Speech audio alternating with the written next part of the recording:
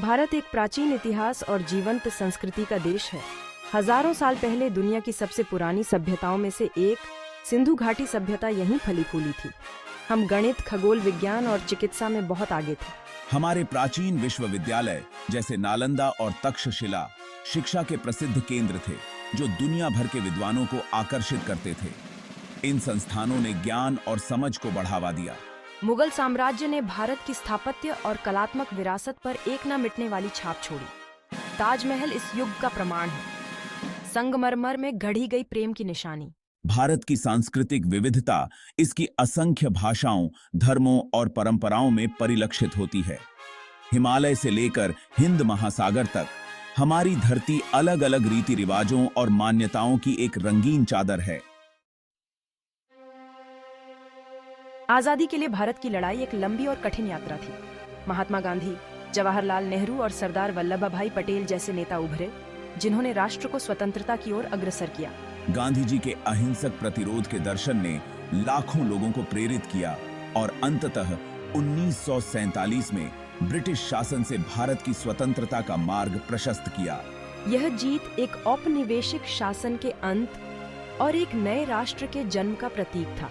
आजादी का रास्ता कुर्बानियों से भरा था और स्वतंत्रता आंदोलन के नेताओं को राष्ट्रीय नायकों के रूप में सम्मानित किया जाता है। उनकी विरासत भारतीयों की पीढ़ियों को प्रेरित करती रहती है।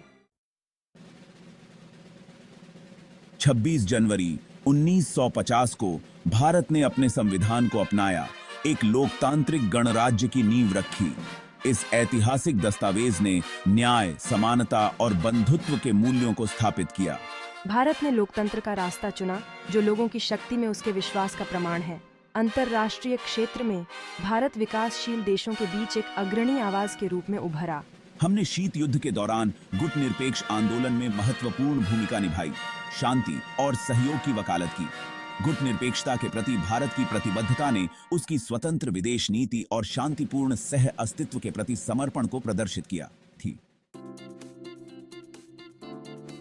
आर्थिक परिवर्तन, हरित क्रांति से आईटी क्रांति तक। 20वीं सदी के बीच में भारत ने कृषि में महत्वपूर्ण चुनौतियों का सामना किया। हालांकि हरित क्रांति ने भारतीय कृषि को बदल दिया, खाद्य उत्पादन में वृद्धि की और राष्ट्र को आत्मनिर्भर बनाया। यह क्रांति तकनीकी प्रगति से प्रेरित थी, जिसमें अधिक उपज देने वाली बीजों की किस्मों और आधुनिक सिंचाई तकनीकों को अपनाना शामिल था।